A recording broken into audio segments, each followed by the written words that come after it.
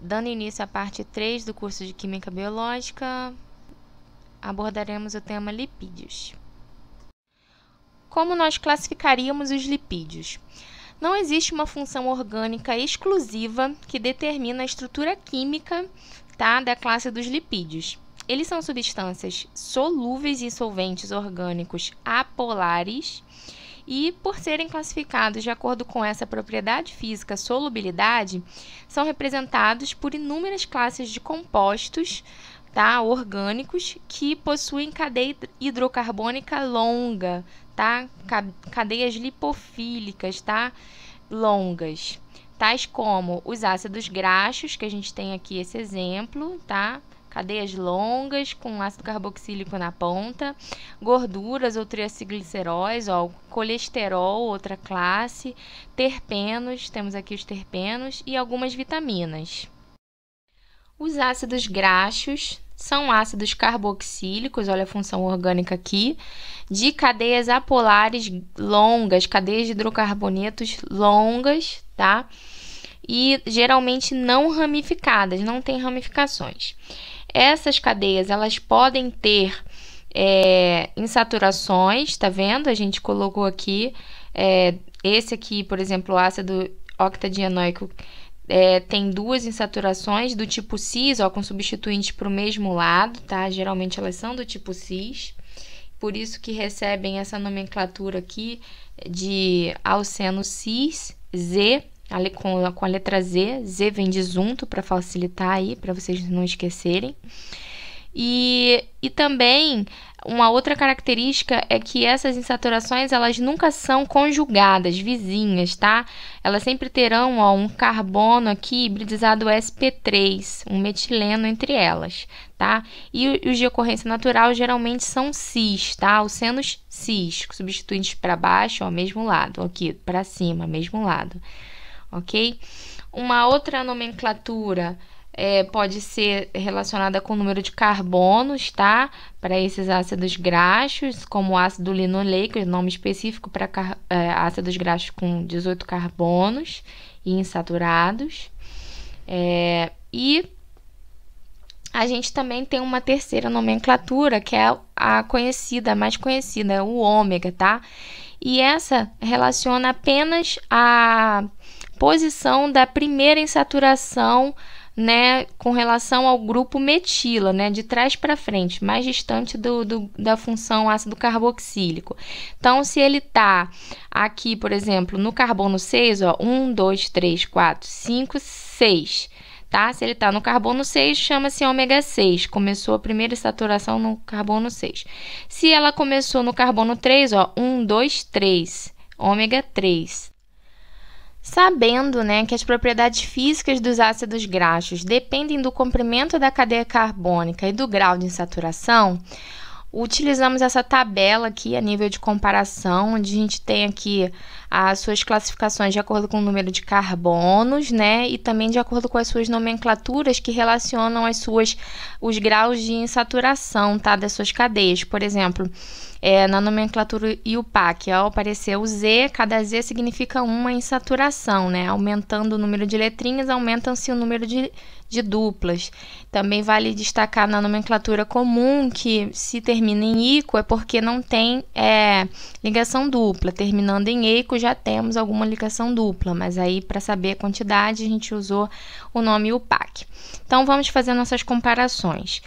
Bom, considerando aqui apenas ácidos graxos saturados sem ligações duplas, a gente tem o aumento do ponto de fusão com o aumento do número de carbonos, né? Com o aumento da cadeia, do tamanho da cadeia polar, tá? Porque maior massa, maior força das interações moleculares, portanto, precisa maior força para romper, né, essas interações, e por isso maior o ponto de fusão para o ácido octanoico com 18 carbonos do que, por exemplo, para os ácidos graxos de cadeias menores.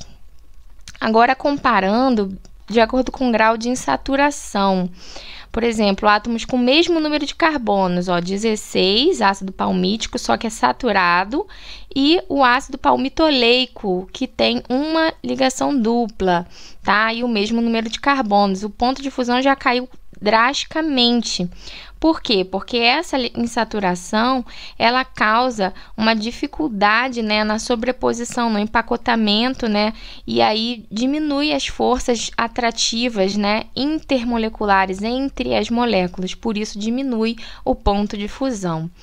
E quando a gente compara outra situação, ó, também considerando o mesmo número de carbonos, 18 carbonos, ácido oleico e ácido linoleico, que tem agora 3 insaturações, o oleico com 1 e o linoleico com 3. A gente observa aqui, ó, uma redução também drástica no ponto de fusão, porque quando você aumenta as insaturações, você aumenta mais ainda o enovelamento, né? Porque as insaturações são do tipo cis, então eles vão formando estruturas mais circulares, e aí difícil de empacotar, de interagir umas com as outras, e por isso as forças, né, de atração entre essas moléculas são mais fracas, e por isso elas acabam se rompendo mais facilmente. Agora vamos aprender sobre outra classe de lipídios, que são as ceras, que são ésteres de cadeias longas, tá? As estruturas delas são ésteres, como a gente tem o exemplo aqui. E elas são comuns em organismos vivos, e elas conferem algumas propriedades a esses organismos, como lubrificação e impermeabilidade. Por exemplo, aqui, ó, as penas de um pássaro possuem ceras que conferem impermeabilidade, por isso formam gotículas de água aqui, né, que não ultrapassam. E também são encontradas, ó, em cera de abelha. As ceras de abelha, ó, tem como componente principal esse éster aqui, formado, né, através da reação de esterificação entre um ácido carboxílico, ó, de 26, tá, átomos de carbono, e um álcool com 30 átomos de carbono. E aí origina esse éster, tá? Outro éster, né, que é uma cera muito comum, oriundo da palmeira, tá? Brasileira, tá? E essa cera tem o nome de cera de carnaúba, esse éster, né? Tem o nome comum de cera de carnaúba. Outra classe muito conhecida de lipídios são as gorduras ou óleos, né, que compõem, né, o triacilglicerol ou triacilglicerídeos, tá? E eles são o resultado da reação de esterificação entre glicerol, trióis, e ácidos graxos, tá? Geralmente ácidos graxos saturados ou contendo no máximo uma ligação dupla, tá? Uma insaturação apenas. Por quê? Porque eles são produzidos por animais e sua característica é que eles são sólidos ou semissólidos na temperatura ambiente, tá? Como, por exemplo, a banha suína. E essa característica, né, física deles está relacionada, como a gente já viu, né, o ponto de fusão, às insaturações. Por isso, podem ter no máximo uma ligação dupla para ser de origem animal e ser considerada gordura. Os triacilgliceróis líquidos à temperatura ambiente são óleos. Eles são oriundos de vegetais, né, porque são compostos de ácidos graxos insaturados, poliinsaturados, né, o que confere uma falta de linearidade na estrutura, né, devido às insaturações cis, e com isso apresentam menor ponto de fusão, por isso são óleo, tá? E são oriundos de vegetais.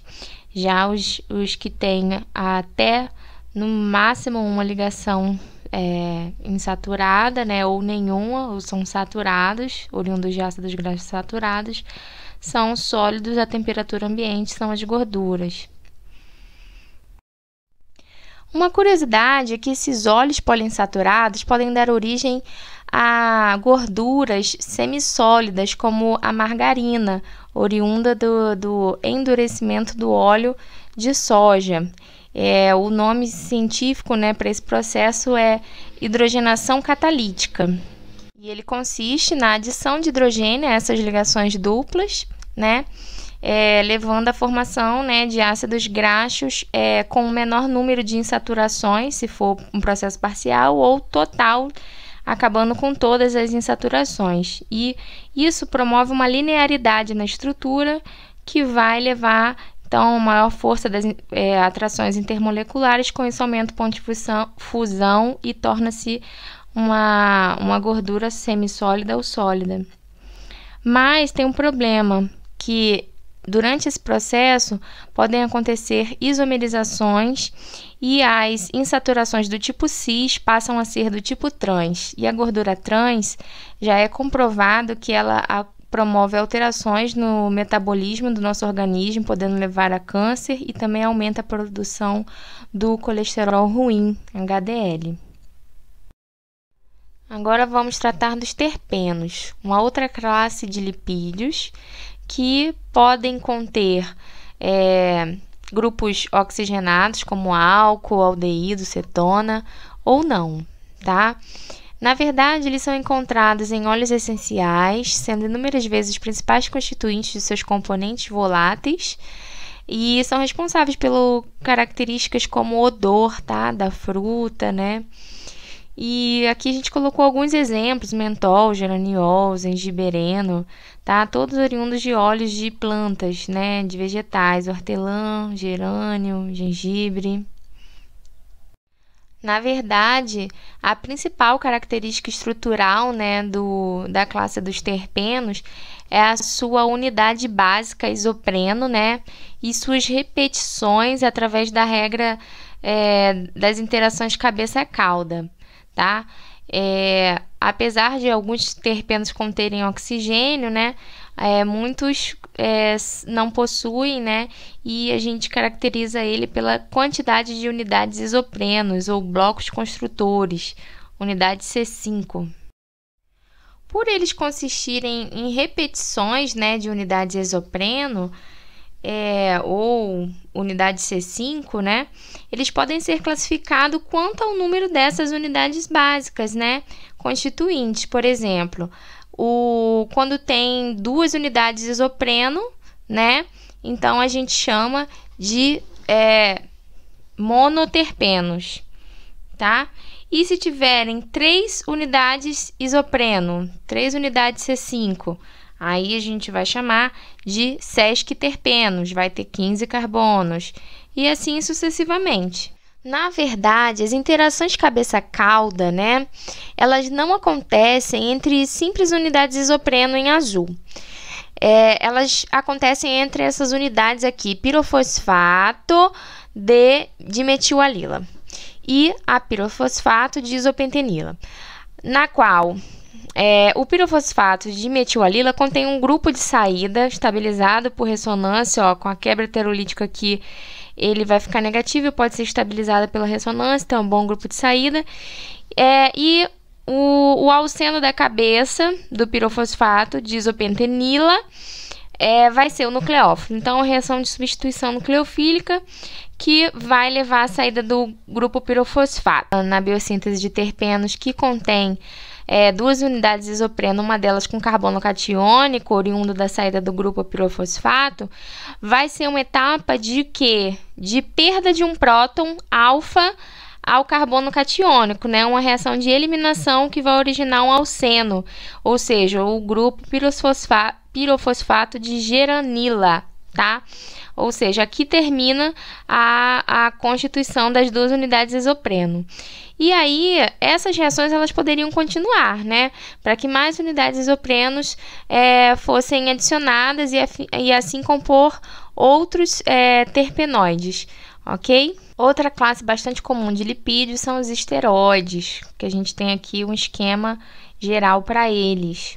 Tá? Eles são hormônios, né? E os hormônios são mensageiros químicos, substâncias orgânicas sintetizadas em glândulas e liberadas na corrente sanguínea nos tecidos-alvo para liberar ou inibir algum mecanismo.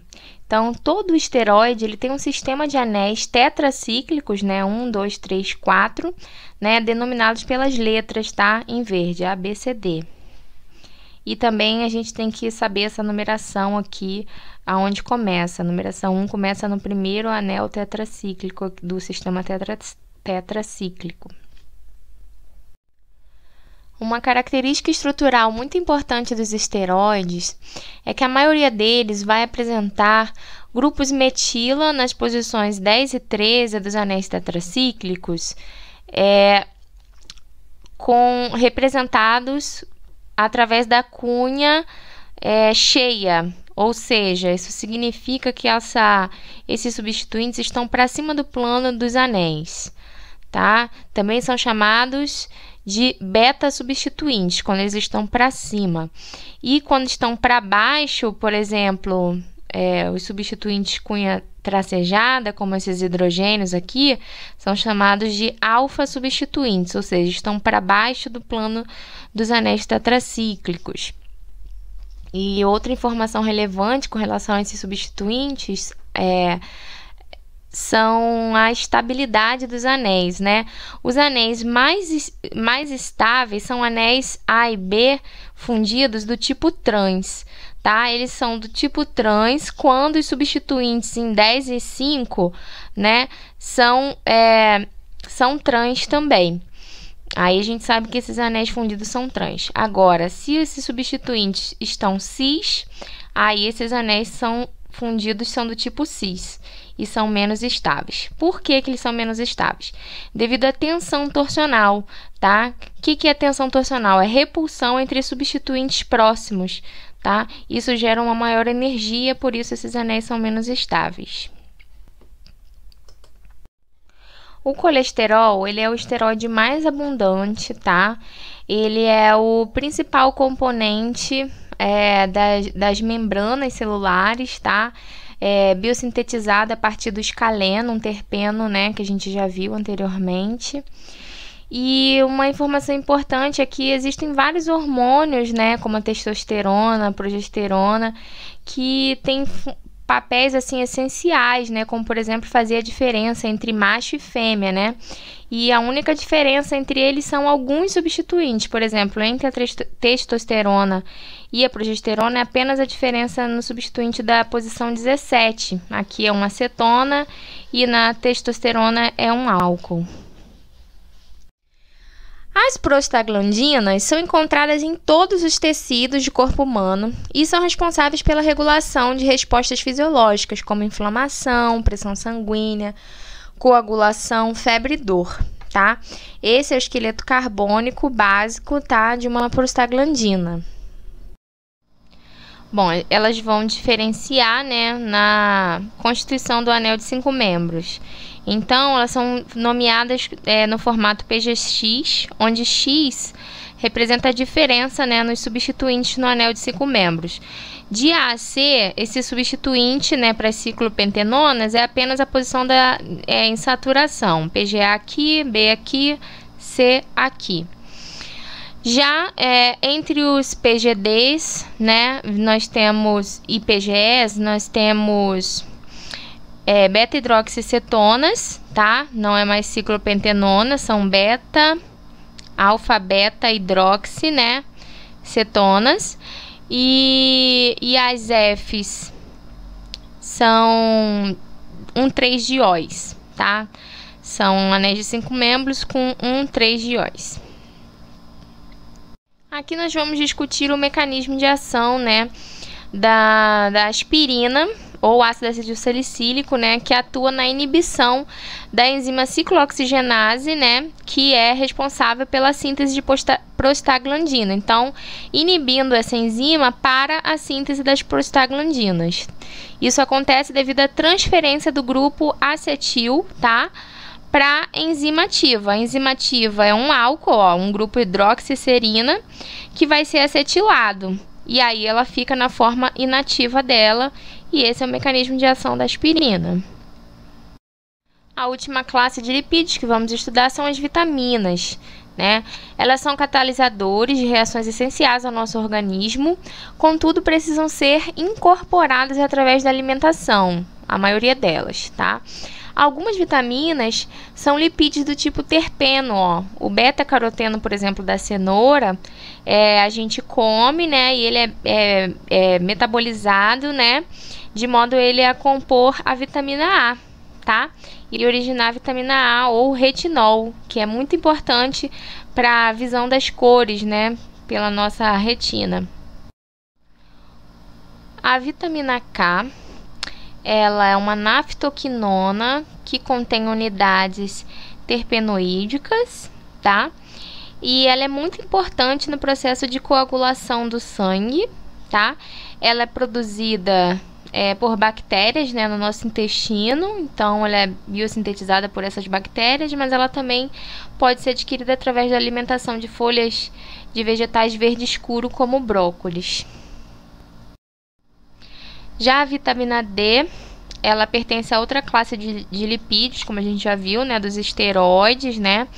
E ela é uma vitamina muito importante para o nosso sistema imunológico. Sua falta pode causar raquitismo, né? Ela é uma vitamina atípica, né? Porque a gente produz ela através da radiação solar, né? Através de reações sob condições fotoquímicas. Então, como isso acontece? Acontece em duas etapas. Na pele, a gente tem essa substância aqui, esse derivado de esteroide, né, 7-desidrocolesterol. Ele vai sofrer uma reação, né, fotoquímica, né, a gente chama reação pericíclica, que são reações de rearranjo de elétrons, né, onde a gente vai ter a abertura desse ciclo aqui, esse anel de 6 do anel fundido AB, e vai originar a provitamina D3. Numa segunda etapa, acontece uma nova reação pericíclica com migração simultânea dos elétrons, né, denominada rearranjo sigmatrópico do tipo 1,7, se você contar, são 7 de distância, né, vai haver migração dos elétrons π da posição 7, né, do anel C aqui para esse carbono metilo aqui da posição 1. E aí a reorganização dos elétrons compõe então o anel da vitamina D3, uma das únicas aí sintetizadas, biosintetizadas por nós via fotoquímica. Leiam o capítulo 26 e façam a nossa lista 2. Bons estudos!